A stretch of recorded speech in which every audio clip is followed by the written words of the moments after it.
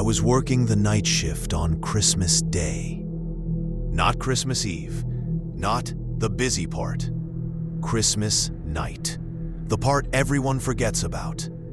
I worked as a security guard for a small commercial complex just outside a mid-sized town in Ontario, Canada. Offices, a closed daycare, a dental clinic, and one storage unit building in the back. Normally, nothing happened. You did your rounds, drank bad coffee, and watched the snow fall. That night, I was alone. My shift started at 10 p.m. Snow was already heavy, the kind that makes everything quiet. Streets empty. Houses glowing with warm yellow lights. The parking lot of the complex was empty except for my car. No reason for anyone else to be there. I signed in, locked the main doors, and started my first patrol. Everything was normal.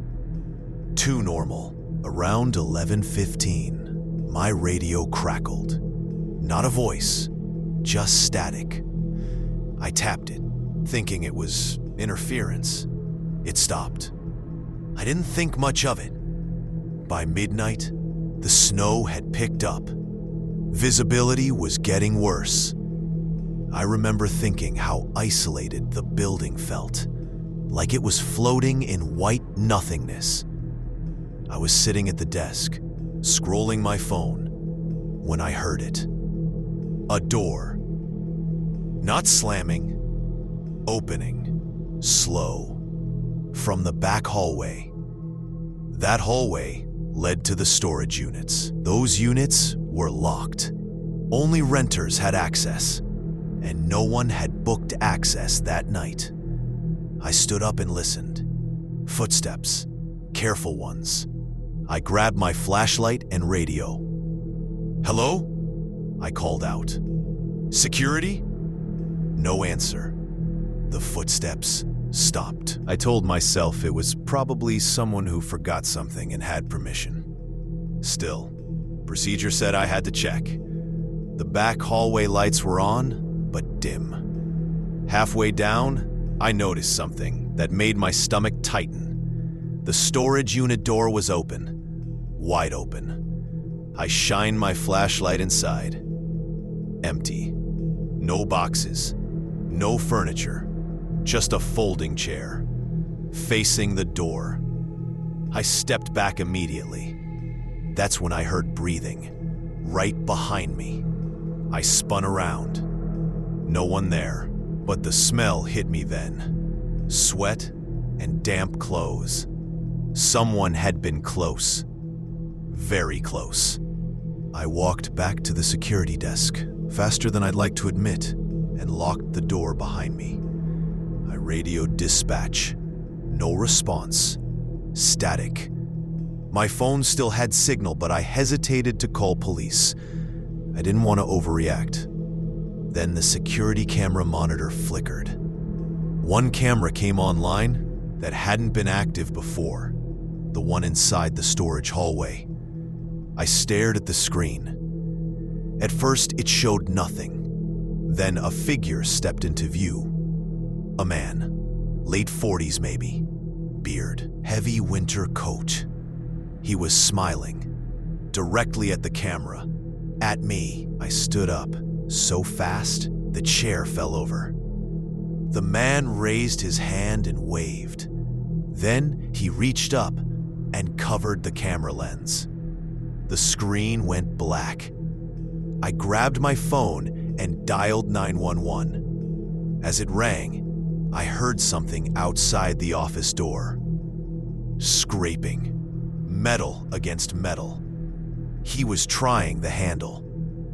I whispered into the phone, telling the operator someone was inside the building.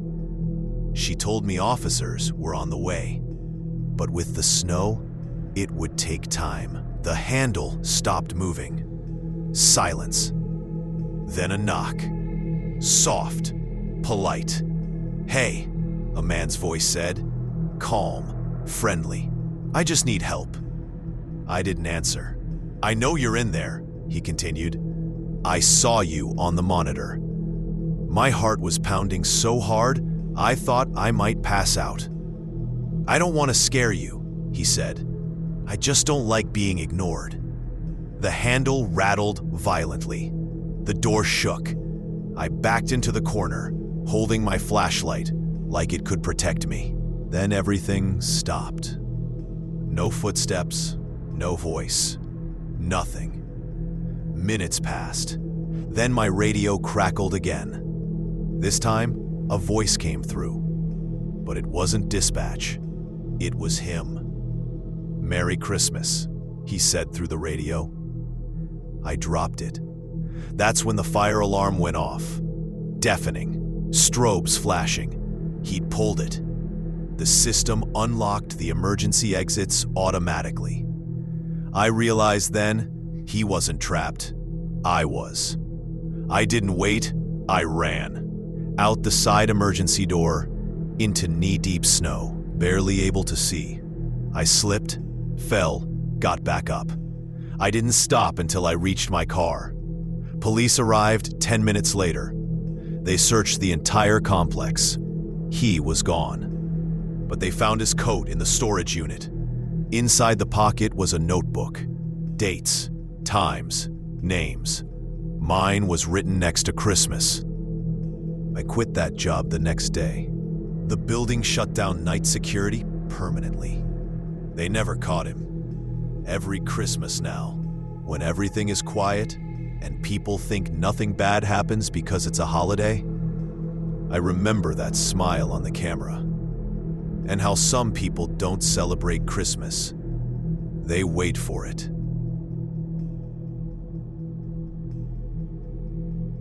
I work delivery, not the kind with a uniform and a van with logos, just contract work, app-based. You take what you can get, especially around Christmas.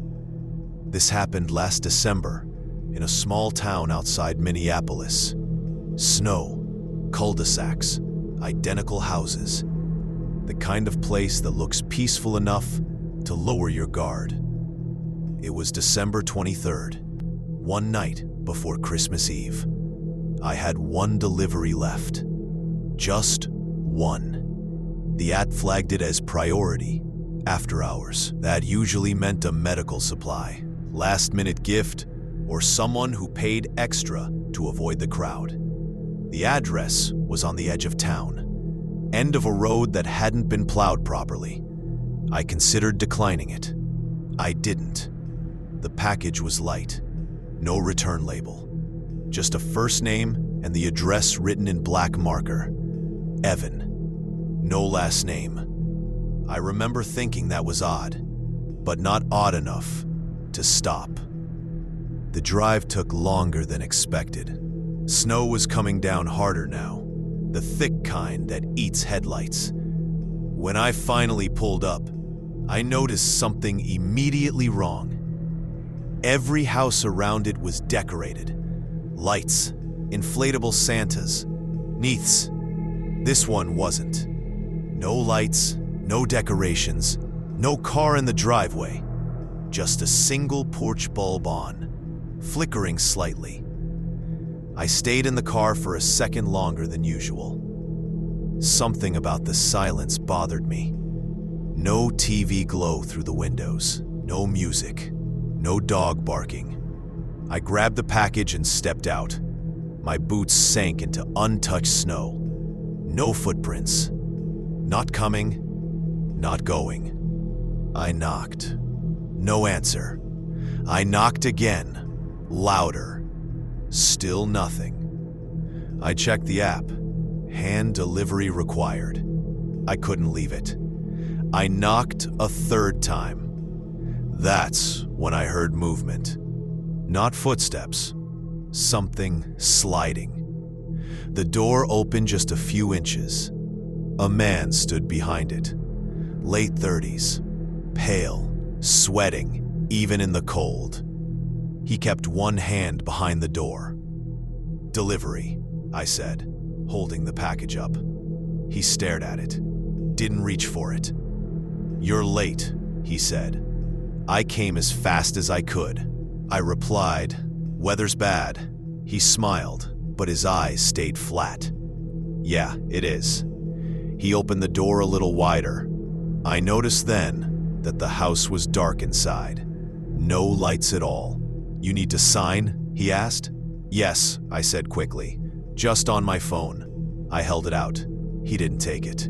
Instead, he stepped back. "You can come in," he said. "It's warmer."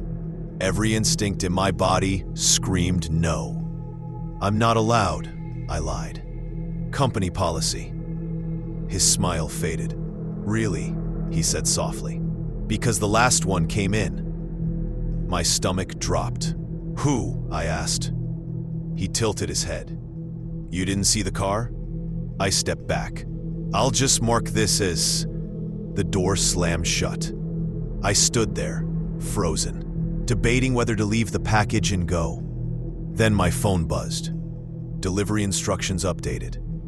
"Bring inside." I stared at the screen. The update timestamp was 2 minutes ago. I hadn't touched my phone. The door opened again, wider this time.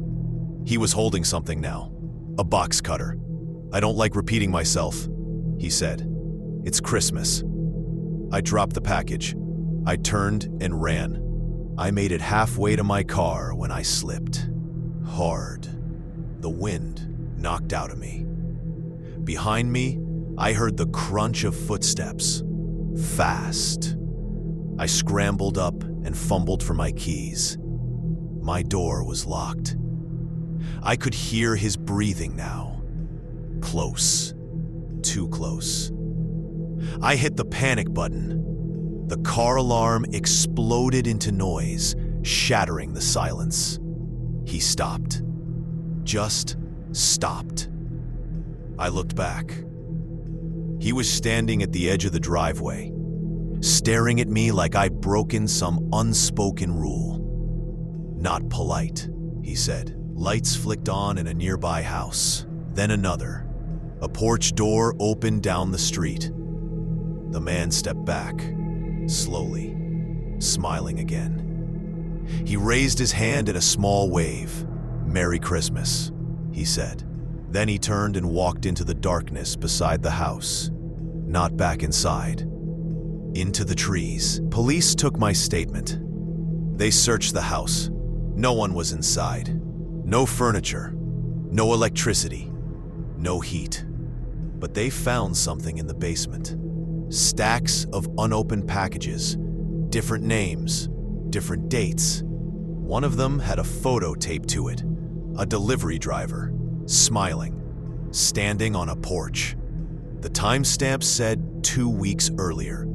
They never found the man. The app account vanished. The address doesn't accept deliveries anymore. I quit that job. Every December, when a package arrives late at night, I think about how close I came to being just another box in a basement, waiting. I'm telling this now because people still think Christmas is safe by default. Because lights are on, because music is playing, because families are supposed to be together. They're wrong. This happened 3 years ago, in a quiet suburban town in the Pacific Northwest, the kind of place where people leave wreaths on their doors and forget to lock them. I didn't, and that's probably why I'm still alive. Christmas Eve had already gone wrong before the sun went down. My wife, Laura, was supposed to be back from her nursing shift by 6. She called at 5:30 and said the hospital was short-staffed again. Another accident on the highway.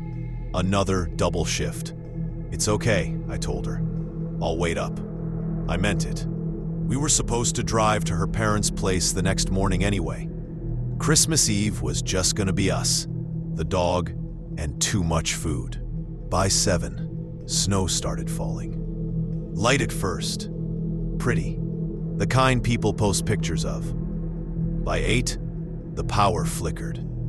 By 9, the neighborhood went quiet in that way only winter nights can make it. No cars, no kids, no wind, just snow swallowing sound. At 9:15, someone knocked on my door. That part still messes with me, because nothing about the knock was aggressive. 3 slow taps. Not urgent, not drunk, not lost. Polite. I checked the front window first. Porch light was on. Snow drifting down in soft sheets. There was a man standing on my porch. White, mid-30s maybe. Average height, red knit cap pulled low. Thick winter jacket. No gloves. He was smiling. I didn't open the door. Instead, I spoke through it. "Can I help you?" His smile didn't fade, but his eyes shifted slightly, like he was surprised I didn't just open up. "Hey," he said. "Sorry to bother you. I think I've got the wrong house. Christmas party down the street?" I hesitated. That was believable. There was a family on Maple Lane that went all out every year. Cars everywhere. Lights synced to music. Full Clark Griswold situation. "You're about a block off," I said. "Maple Lane, blue house." He nodded, took a step back. "Thanks. Appreciate it. Merry Christmas." "Merry Christmas," I replied. I waited until he walked down the steps. I watched him walk past my driveway. Then I watched him stop. He turned around slowly and looked back at my house. Not at the door, at the windows. All of them. Then he smiled again and walked away. I told myself I was overreacting. Still, I locked the deadbolt. Checked the back door. Checked the garage. The dog was whining now, pacing between the front hall and the living room. At 10:30, my phone buzzed. "Laura, roads are bad. Might crash in staff housing. Don't wait up." I felt disappointed, but also relieved. I texted back that I loved her. Then the power went out. Completely. No flicker this time. Just darkness. The neighborhood vanished into black. I lit a few candles and turned on my phone flashlight. The snow outside reflected just enough moonlight to make shadows move where they shouldn't. That's when I heard the knock again. This time, it wasn't polite. 4 sharp hits, hard enough to rattle the door.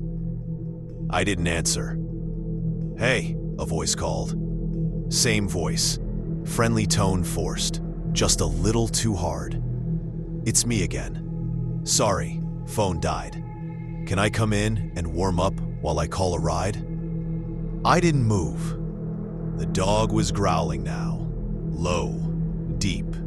"I can see your lights were on earlier," he added. "I know you're home." My heart started pounding. I spoke carefully. "No, sorry, can't help you." Silence. Then, "That's not very Christmas spirit of you." Something scraped across the porch. Metal on wood. I stepped back slowly. "That was a joke," he said quickly. "I'm just cold. Look, I'll stand back if it makes you comfortable." I didn't respond. A full minute passed.